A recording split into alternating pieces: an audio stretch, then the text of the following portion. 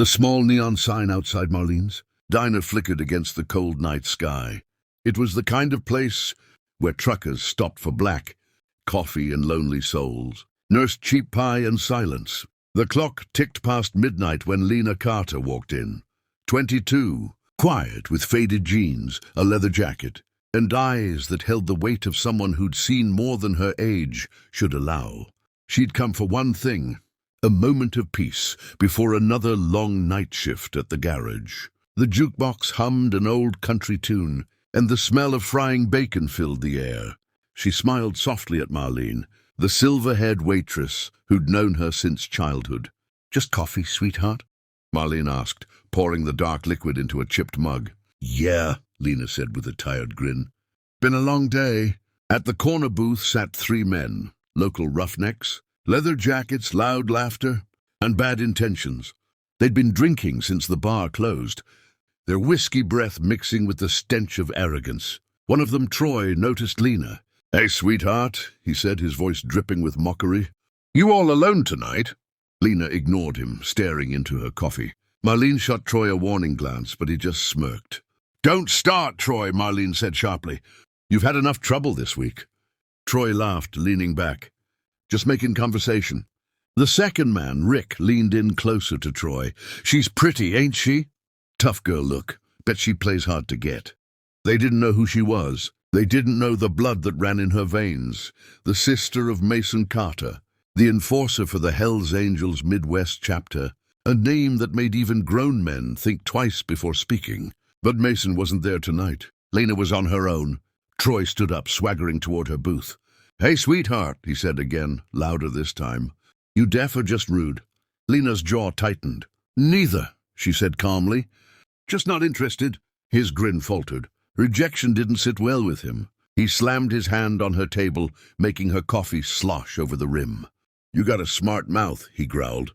Marlene stepped forward. "Troy, that's enough!" But before she could stop him, he reached out, grabbing the collar of Lena's jacket. She stood up fast, her chair screeching against the linoleum. "Let go," she warned. "Or what?" Troy sneered, yanking at her jacket, and in a flash of ugly laughter, his hand tore through her shirt, ripping it at the shoulder. The diner went dead silent. Lena froze. The sound of fabric tearing echoed like thunder in her chest. For a second her eyes darkened, not with fear, but with a fury that made even Rick take a step back.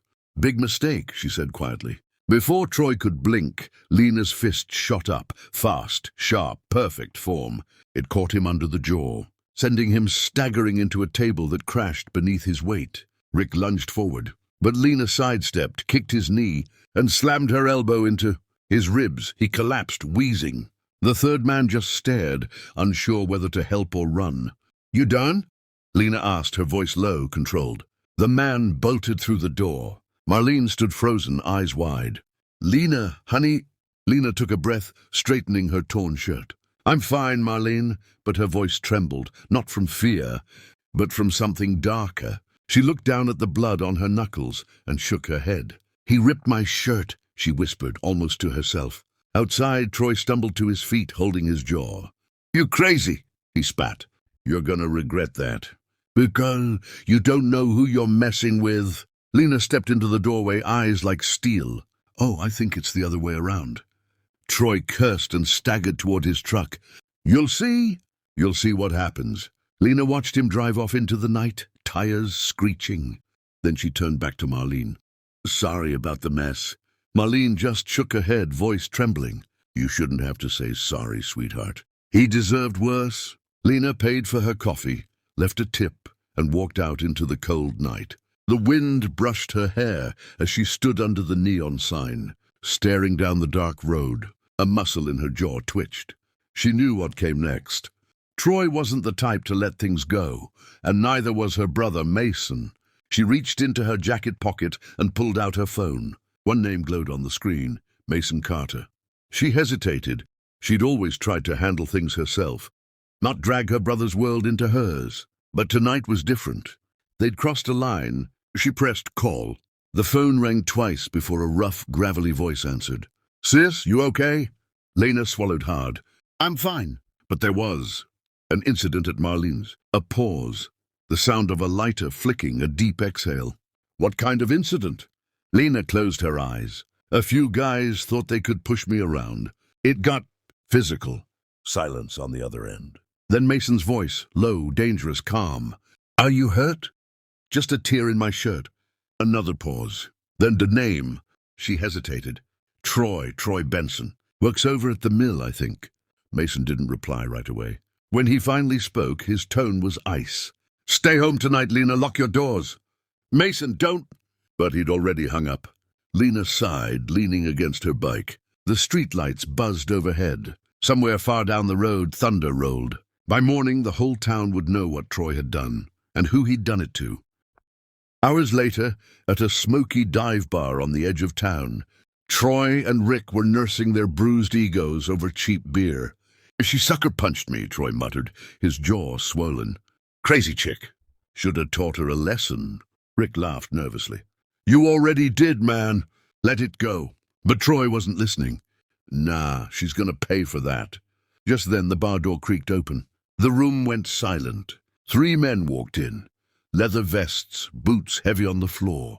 The red and white Hell's Angels patch stitched across their backs.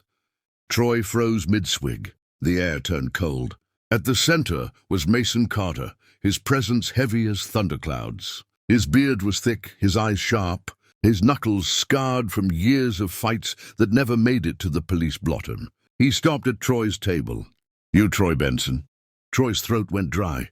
Yeah, who's asking? Mason leaned closer, voice like gravel. You ripped my sister's shirt. Rick's beer hit the floor. Troy opened his mouth to speak. But Mason's fist landed first, one solid, brutal punch that sent Troy crashing into the jukebox. The music stopped instantly. Mason didn't yell. He didn't threaten. He just stood over the crumpled man, breathing slow and steady. You don't lay hands on a woman, he said quietly. You especially don't touch my blood. He tossed a few bills on the bar. That's for the mess. Then he and his crew walked out, the door swinging shut behind them. Outside, the roar of Harley engines filled the night, echoing down Main Street like a promise. And from that night on, nobody, not in that town or the next one over, ever forgot the lesson. Some girls have angels for brothers, and angels don't forgive.